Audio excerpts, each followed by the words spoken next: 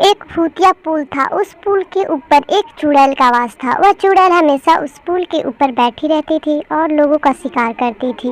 एक दिन की बात है, जब रात का समय होता था तो वह गांव वाले उस पुल की तरफ घूमने के लिए जाते थे। एक दिन दो दोस्त उसी तरफ घूमने के लिए जाते हैं। तभी उन्हें बहुत ही डरावनी डरावनी आवाज़ें सुनाई देने लगती है। तभी भोला और श्याम आपस में बातें करते हैं कि अरे यार, तुझे कुछ सुनाई दे रहा है क्या? मुझे तो एक बहुत ही रोने की औरत की आवाज़ सुनाई दे रही है। तभी वे दोनों काफ़ी ज़्यादा डर जाते हैं और कहते हैं चल यहाँ से हम दोनों भाग चलते हैं। फिर उसके बाद उस पुल की तरफ से घूमकर वे दोनों जंगल के रास्ते सोचते हैं कि उधर कुछ भी नहीं हम लोगों को देखने को मिलेगा और उधर डरावनी आवाज़ें नहीं आती है। चलो उसी तरफ से हम लोग निकल चलते हैं। उसके बाद वे दोनों दोस्त पुल की तरफ से होकर और भागते भागते जंगल की तरफ जाते हैं। और फिर जंगल के रास्ते से वे दोनों बातें करते करते जा रहे थे और वह हनुमान जी का नाम ले रहे थे ताकि हमें कोई चुड़ैल ना पकड़ सके।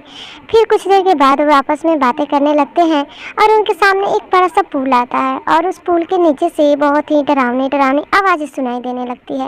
वे दोनों उस आवाज़ को सुनकर और काफ़ी ज़्यादा डर जाते हैं। फिर सोचते हैं अरे ये किस औरत की आवाज़ है, चलो रुक कर थोड़ा सुन लेते हैं ये औरत कौन है।